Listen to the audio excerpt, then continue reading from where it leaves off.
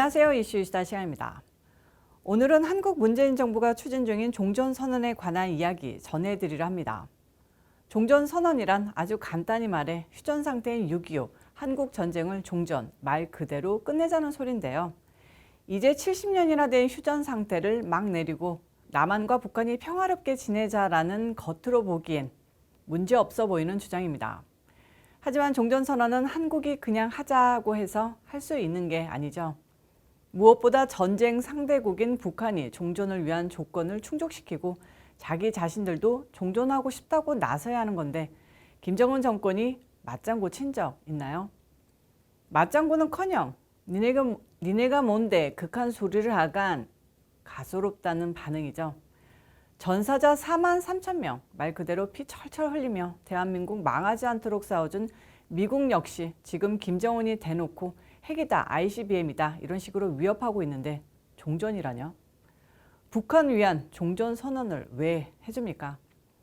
우리 이제 너희랑 전쟁 마무리 짓고 평화의 길로 나아갈 거야. 종전선언이 이렇게 애들 싸우고 화해하는 수줍은 화해 권유나 마찬가지인데 누가 먼저 하냐 정말 중요한 얘기입니다. 한국이 원한다고 미국이 들어주고 중국, 러시아가 밀어주고 그런 유치한 소꿉장난이 아니라는 얘기입니다. 그런데 그걸 밀어붙이겠다고 정말 몇 달 동안 한국은 야단법석인데요. 몇 달 동안 정말 많은 한국 외교관, 정치인, 통일 문제의 권위자님들께서 대한항공 1등석 타고 뻔질나게 워싱턴 땅을 밟으셨습니다. 박영선 전 국회의원은 DC에 머물며 종전선언 로비했고요. 주미대사관은 총력전 펼치면서 의회에서 평화법안이랑 종전선언 홍보해왔습니다. 한국 언론에서는 이 같은 한국의 로비가 어느 정도 먹혀들어서 종전선언에 대한 미국 입장이 기본적으로는 한국과 일치한다 이렇게 보도하는데요. 정말로 그럴까요? 종전선언의 가장 확실한 미국과 한국의 입장을 보여준 게 지난 11월 30일 이곳 워싱턴 DC 소재 싱크탱크 윌슨 센터가 주최한 포럼입니다. 여기서는 한국 측에 난다긴다 하는 통일문제 외교, 안보 전문가들이 총출동해서 한마디씩 했는데요. 한국 정부 측은 그 필요성을 설파했고 미국 측은 딱 한 목소리로 의견을 정리했습니다. 북한이 절실해하지 않는 마당에 그들에게만 이익 가는 종전선언 왜 해주냐는 겁니다. 이 논리에 반응하는 한국 입장은 종전선언 해주면 북한이 맘 풀고 협상 테이블로 돌아와 미국과 허심탄회하게 대화 진행해 핵 문제도 풀어낼 수 있다는 건데요. 미국은 또 이거에 발끈하죠. 아니 걔네들이 핵 문제 ICBM 문제 해결해놔야지 그에 대한 보상으로 종전선언도 해주고 제재 풀어주고 미북 관계 재개도 해주는 건데 이건 앞뒤를 바꾸고 떡부터 주자는 소리냐라는 겁니다. 그럼 한국은 뭐라고 그럽니까? 그냥 끄떡 그게 우리 입장이야. 한마디로 미국이 듣기에는 말 같지 않은 소리죠. 특히 공화당 보수 진영에서는 펄쩍 뜹니다. 북한 김정은이 호랑이가 떡 하나 주면 안 잡아먹지 거리는 상황인데 몽둥이로 팰 생각은 안 하고 떡이나 던져주면서 달래자는 소린데요. 정말 지금의 대한민국 문재인 정부가 종북 꼬리표 임기 끝날 때까지 뗄 수 없는 이유입니다. 시간은 좀 지났지만 당시 윌슨 센터 북미 관계 전망 포럼 다시 짚어보면요. 한국 측에서는 홍현익 국립외교원장을 비롯 고유한 통일연구원장, 김기정 국가안보전략연구원장 등이 참석했습니다. 이중 김 원장은 종전선언이 임기가 얼마 안 남은 정부의 쇼라는 비판도 있지만 전략 과정에선 한반도에 지속해서 작동 가능한 메커니즘을 만드는 것은 미래 세대를 위한 전략이기에 중요하다고 말했습니다. 홍현희 국립외교원장은 종전선언은 미국이 북한의 신뢰를 회복하기 위한 첫걸음이라고 의미를 부여했으나 미국은 적극적으로 해줄 것 같은 생각이 들지 않는다고 오히려 미국을 비판했습니다. 홍 원장은 한 발 더 나아가서 북한이 한국과 상응하는 정도 사거리의 미사일을 시험 발사할 때는 크게 문제 삼지 않는 게 한반도 핵 문제 해결에 도움된다고 강조했는데요.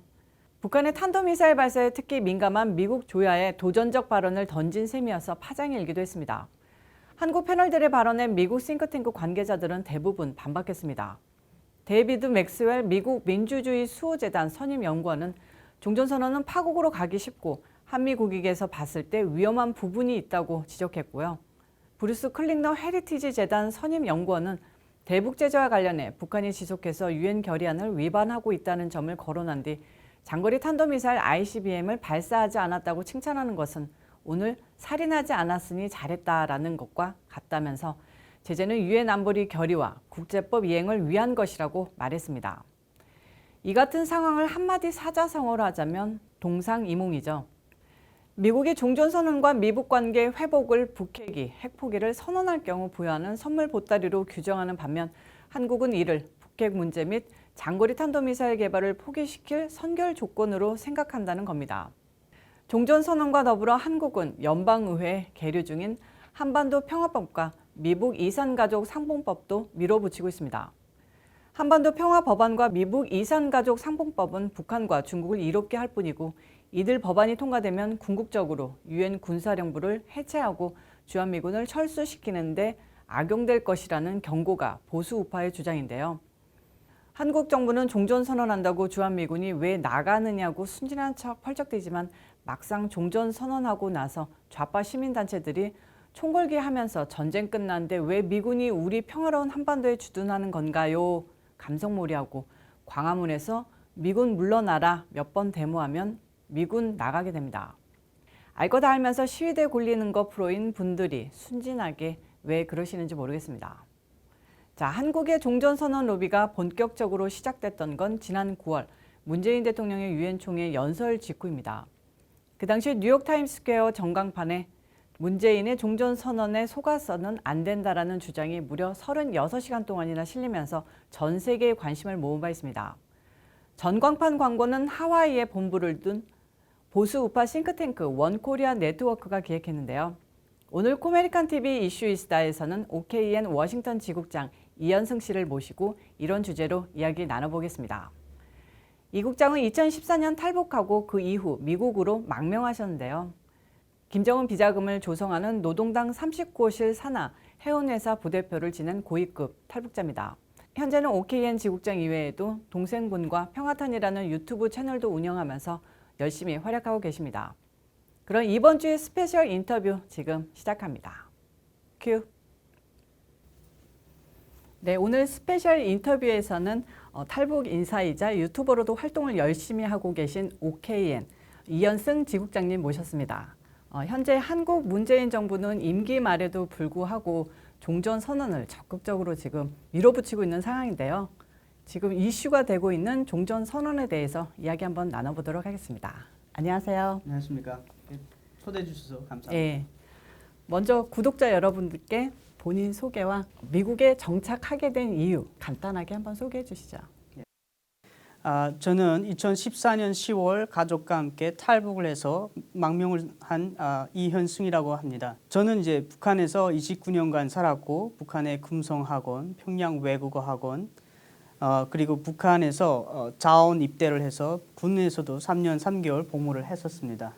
그리고 북한의 최고 명문대 하나죠. 이제 평양 외국어대학에 입학을 해서 공부를 하다가 기회가 좋아서 중국에 유학을 갔습니다. 그래서 중국에서 국제무역과 경제학 석사를 받았습니다. 그러니까 졸업 후에는요, 북한 정권, 북한은 이제 사유재산권이 없는 나라니까 다 국영기업입니다. 그래서 국영기업에서 이제 부대표 업무를 맡아서 북한 선박과 이제 자원무역을 진행했었습니다. 그래서 2011년부터 14년까지 진행을 하다가 이제 장성택 처형을 비롯해서 이제 각종 처형들 그리고 북한이라는 나라에 대한 미래에 대해서도 우리가 걱정을 하게 되었고 그리고 이제 이 북한 지도자라는 사람에 대해서 많은 생각을 하게 되면서 저희 아버님당 해서 가족과 함께 탈북을 결심해서 탈북을 했었습니다. 네. 지금 평화탄이라는 유튜브 채널도 운영하고 계신데요. 그 채널 이름의 뜻이 무엇인가요?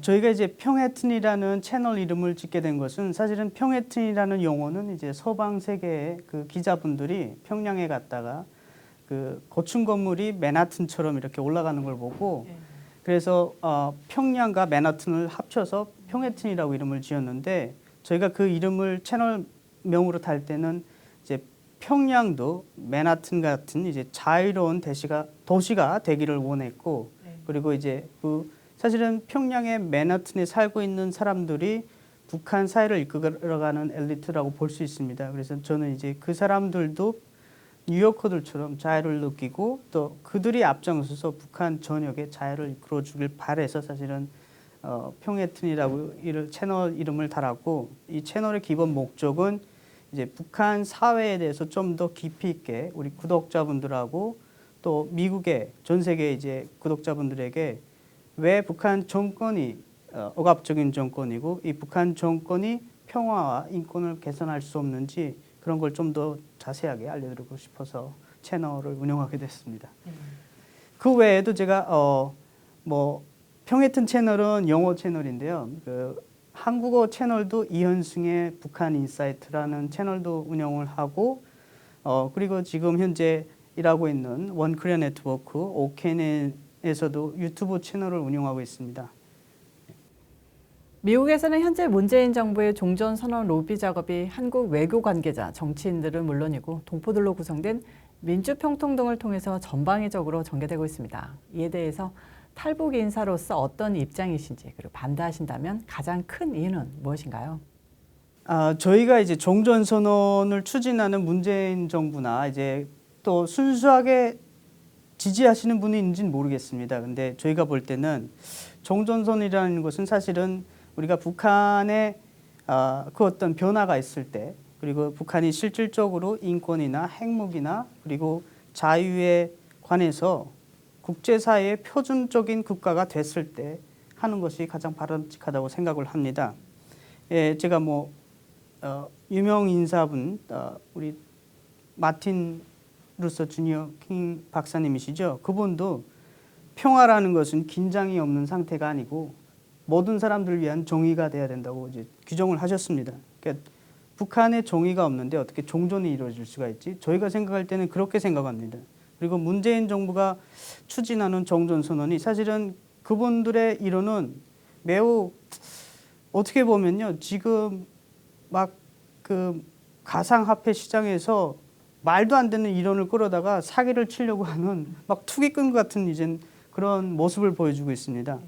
그러니까 종전선언의 목적이 이 사람들은 그냥 정치적인 선언이라고 하는데 그 뒤에는 많은 문제들이 사실은 자리 잡고 있거든요. 그러니까 저희가 북한에서 종전선언에 대해서 교육을 받은 것은 그러니까 이 종전선언이 미군의 핵 억제력이 철수돼야 되고 그 기회를 틈타서 북한이 한국을 말하자면은 무력 통일이라든지 한국을 통일해야 된다는 그런 교육을 받았었습니다. 그래서 저희가 뭐 종전선언을 반대하는 건 아니고요. 그러니까 저도 같고 뭐 저는 전 세계에 있는 사람들도 다 평화를 지지한다고 생각합니다. 그리고 정전이 돼야 된다고 생각하고 언젠간 정전이 돼서 한국과 북한이 자유롭게 오갈 수 있고 또 그 나라가 둘이 다 합쳐서 또 강대한 국가가 되는 것이 바람직한데 이 지금 북한의 종전 선언을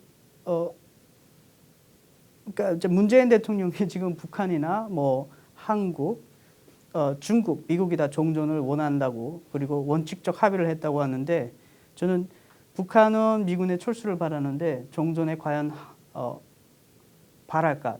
지금 상태에서 종전선언을 바랄까? 만약에 북한은 미군 철수가 없는 종전선언이라면 저는 받아들이지 않을 거라고 생각을 합니다. 단일 국가로서의 한반도 완전체 통일은 한국의 여야 모두 기대하지도 추진하지도 않는 것 같고 일국가 이체제 혹은 미국식의 연합국 아니면 완전 한반도 내 두 개의 국가 뭐 이런 식으로 대한민국의 공식 통일 정책이 되는 분위기입니다. 이에 대해서 어떻게 생각하십니까? 사실은 연방제는 과거에 김일성이 먼저 제안을 했었죠. 1974년 7.4공동 선언을 비롯해서 그 과거에 한국 정부와 이제 협상을 하면서 연방제를 제안했었습니다. 근데 지금 문재인 정부가 추진하는 그 연방제를 보면요, 김일성의 연방제 제안하고 매우 비슷합니다. 그냥 한 연방 체제가 있고 그 두 개의 다른 정치 시스템을 가지고 두 국가를 서로 인정해주고 한 개의 연방 체제로 가자는 목적인데 그때 김일성의 계산은 만약에 선거를 한다면은 본인이 이길 것이라는 계산이 있었습니다.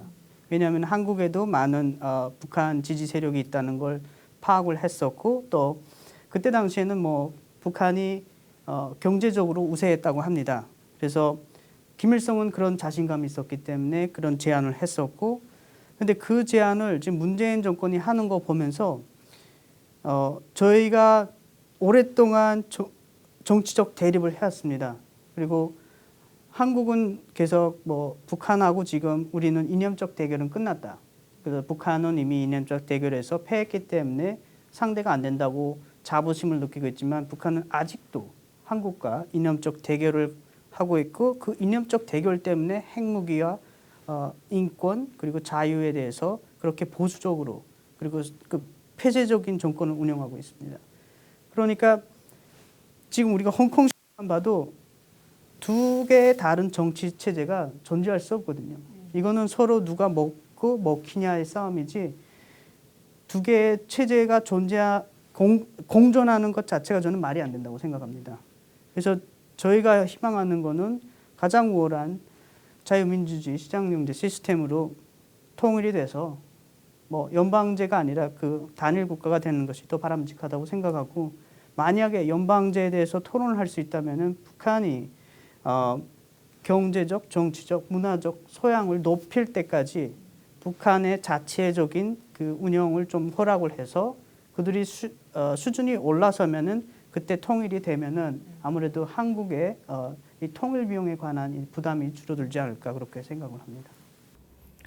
북한의 핵 개발은 그 양날의 검으로서 김씨 체제가 무너지지 않게 하는 결정적인 원인이 동시에 북한 주민들한테는 큰 고통으로 남는다고 생각이 드는데요. 과연 핵 개발이 중단될 거라고 생각이 드시나요? 그리고 ICBM 개발도 중단될 가능성이 있다고 보시나요? 저는 이제 핵무기나 미사일 개발은 김정은이에게는 그냥 평생 장기 프로젝트입니다.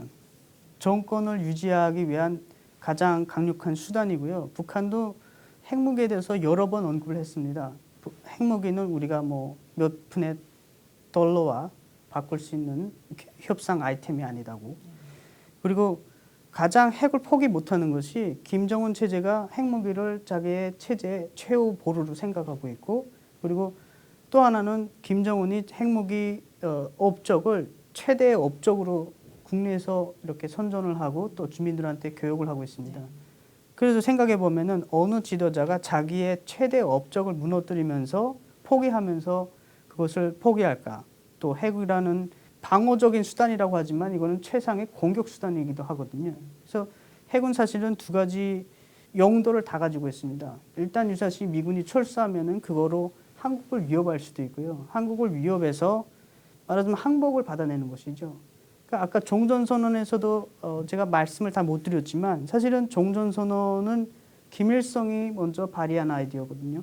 그래서 베트남에서 1970년대에 평화협정이 이루어지고 종전선언이 바로 3일 만에 이루어지고 그래서 한 달 만에 미군 철수가 진행이 되었습니다. 그래서 거기서 미군 철수가 진행이 돼서 북부 베트남이 남부 베트남을 통일하면서 김일성은 거기에서 이제 영감을 얻은 것이죠. 미군만 없으면 우리가 통일을 할 수 있겠구나. 뭐 최근 가까운 신뢰로 보면은 아프가니스탄을 보면은 평화협정이 있고 미군이 철수가 바로 이제 탈리반이 다 장악을 하지 않았습니까? 그러니까 북한은 아직까지도 70년 된 그 한반도 무력 통일 이 목표는 변하지 않았습니다. 그리고 헌법에도 있습니다. 온 사회를 김일성, 김정을 주의하자. 그거는 한반도 전체를 김씨 일가가 운영하는 나라로 만들겠다는 겁니다. 그러면은 저는 이제 한국 국민들이 이렇게 자유로운 세상에서 살았는데 과연 북한과 같은 억압적인 체제 아래서 김정은의 지도 아래서 살 수가 있는지 그런 거에 대해서도 생각을 해봐야 된다고 생각합니다. 말도 안 된다고 생각하시지만 북한이 노리고 있는 것이 그건데 그런 인식을 못 하시면은 우리가 이 한국 정부의 거짓말 같은 선전에 속을 수밖에 없다고 생각합니다. 김정은 정권 얼마나 갈 것으로 보십니까? 사실은 저희가 탈북할 때는 저는 5년 안에 무너질 수 있다고 생각을 했었습니다. 왜냐하면은 저희는 내부에서 느꼈었거든요. 그러니까 경제는 무너졌지. 그리고 개혁 개방을 하려고 했던 이제 장성택이나 개혁개방파들을 다 숙청을 했지. 그래서 그때 숙청된 사람만 거의 500명이 달합니다. 그러니까 뭐 처형을 당한 사람은 뭐 200명 가까이 되겠지만 숙청됐다는 거는 이제 정치범 수용소에 끌려간 사람들까지. 그리고 실질적인 그 간부들이 그렇게 500명 정도 되고요. 그 가족까지 합하면은 한 2만 명 정도가 되거든요. 그래서 저희 그 동네에 살고 있던 아파트 전체는 그 아파트 전체를 들어갔습니다. 그 행정부 그 아파트니까 중앙당. 그 사람들 전체 다 잡아갔죠. 아파트 전체가 다 없어진 거죠, 사람들이. 그럴 정도로 숙청이 진행되다 보니까 북한의 거의 모든 엘리트들이 다 상처를 받았습니다. 내가 아는 친구가 잡혀가고 동료가 잡혀가고 그리고 내 친척이 잡혀가고 이러다 보니까 과연 우리가 김정은 정권을 믿고 따라갈 수 있을까? 그래서 저희 같아도 이 김정은 정권에 대해서 더는 신뢰를 하지 않거든요. 지금은 김정일 시대하고 다른 게 김정은 정권을 유지할 수 있는 엘리트들이 김정은에 대한 신뢰가 없습니다. 단지 지금 공포 정치에 의해서 자기의 그냥 목숨이나 가족의 목숨을 연명하기 위해서 충성을 하는 연기를 할 뿐이지 저는 진심으로 충성하는 사람은 극소수에 불과하다고 생각을 합니다. 그래서 일단은 이 사람들에게 행동을 하지 못하는 이유가 이 사람들은 어떻게 할지 모릅니다. 우리도 거기에 있을 때 이런 상황에서 우리가 어떻게 해야지? 그러니까 비전이 없으니까 행동을 못하는 겁니다. 그래서 저희가 사실은 이걸 한국이 맡아서 해야 되는데 한국이 그 북한 엘리트들에게 비전을 주고 앞으로 김정은 정권 없는 세상은 어떤 세상이라는 그들에게 밝은 미래를 보여주면은 그들이 옳은 선택을 할 수 있다고 생각을 합니다. 그래서 지금 현재로서 김정은 정권의 집권 시기를 판단한다면은 우리가 사실 노력을 안 하면은 정권이 좀 더 오래 갈 수 있다고 생각을 합니다. 그리고 우리가 좋은 미래를 주고 정보를 주고 그들을 교육한다면은 정권의 몰락은 뭐 필수라고 생각합니다. 지금 미국과 중국의 외교적 갈등이 자칫 파국으로 치닫을 수 있다라는 분위기로 지금 가고 있는데요. 김정은 정권이 무너진다면 미국이나 중국 중에서 어느 나라가 크게 이익이 될 거라고 생각하시나요? 저는 한국이 제일 이익이 되지 않을까요? 한국이. 네, 중국은 북한이 무너지기를 바라진 않습니다. 왜냐하면은 중국도 아직까지 미국과 이념 대결을 하고 있습니다. 과거에는 이제 둥서평이 전략을 잘 세워서 미국을 기만하기보다는 이제 전력을 키울 때까지 이렇게 왔지만 지금은 시진핑이 뭐 대담하다고 말해야 할지 아니면은 뭐 이제 머리가 안 된다고 봐야 될지 미국에 도전을 했기 때문에 그 속성은 변하지 않고 있습니다. 이 공산주의 체제, 사회주의 체제 본성은 안 변했기 때문에 아직도 이념 대결을 원하고 있고 그들이 끝까지 자신들의 체제를 고수하는 한 한반도도 똑같이 중국과 같은 시스템으로 가길 원합니다. 그래서 북한에도 개혁 개방을 계속 권유를 했습니다. 중국이. 그렇지만 중국 같은 시스템을 원했거든요. 그리고 지금 중국이 한국에 많은 영향력을 주는 것도 일당 독재 체제와 같은 자기들과 같은 시스템을 한국에 도입하려는 시도를 한다고 생각을 합니다. 그것이 그들의 목적이기 때문에. 그래서 중국은 만약에 북한이 무너져서 북한이 자유민주주의 체계가 되는 것을 아마 두려워할 겁니다. 왜냐하면 중국의 코앞까지 자유민주주의 시스템이 전진하는 것을 원치 않기 때문이죠. 그래서 저는 북한이 무너진다면은 가장 큰 수혜자는 한국이고 또 우리 민족이 아마 제일 큰 수혜자가 될 거고 또 미국으로서는 북한이 무너질 때 중국의 영향력에 넘어가지 않게 그들을 교육하고 또 지원하고 해야 된다고 생각을 합니다. 미국에서 북한 인권 문제에 대해서 참 많은 관심을 갖고 있는데요. 국장님께서 이를 위해서 어떤 활동을 하고 계시는지 궁금합니다. 저희가 북한 인권을 위해서는 지금 미국 국회라든지 또 인권 청문회에도 여러 번 관여를 했었습니다. 그리고 현재로서는 북한 인권을 알리기 위해서 미국 정부기관 또 유엔 국회에 자주 조언을 하고 있고 그리고 무엇보다도 북한 인권 문제 해결의 가장 큰 핵심이죠. 북한 주민들의 이 알 권리, 정보 자유권을 위해서 그들에게 많은 정보를 보내주는 일을 하고 있습니다. 그래서 저희가 지금까지는 뭐 한국 정부가 공개적으로 반대하지 않습니까? 대북 전단 날리는 것을. 그래서 저희는 만약에 한국 정부가 대북 전단을 저지한다면은 저희는 좀 더 발전된 기술로서 북한에 정보를 보내려고 노력하고 있습니다. 마지막으로 혹시 덧붙이고 싶은 이야기 있으면 구독자님들께 이야기 한번 나눠주시죠. 코메리칸 TV 구독자 여러분, 이렇게 오늘 코메리칸 TV에 나오게 돼서 참 영광이었습니다. 코메리칸 TV가 저희 부모님도 구독을 하시고 있고 또 많은 분들이 즐겨 시청하는 프로그램으로 알고 있습니다. 그래서 미국에 대해서 더 잘 알리고 또 좌파 정부가 잘못하고 있는 부분에 대해서 지적을 참 잘해주고 계시는데 저도 그렇게 돼서 사실은 이 프로그램의 인터뷰에 응하게 됐고 많은 여러분의 구독과 지지를 부탁드립니다. 그리고 저희 OKNN TV 유튜브 채널과 이현승의 북한 인사이트 채널도 많은 관심 부탁드립니다. 다 오시는 저희 스페셜 인터뷰 하시는 분들마다 저희 채널 홍보를 많이 해주시는데요. 너무 감사드리고요. 지금 한국은 종전선언에 대해서는 핑크빛 전망이라고 이렇게 얘기를 하고 있고 미국이나 북한은 좀 다른 적극적으로 동참할지 지금 불확실한 상황이잖아요. 앞으로 지금 이 상황을 계속 지켜봐야 될 것 같고요. 변화된 업데이트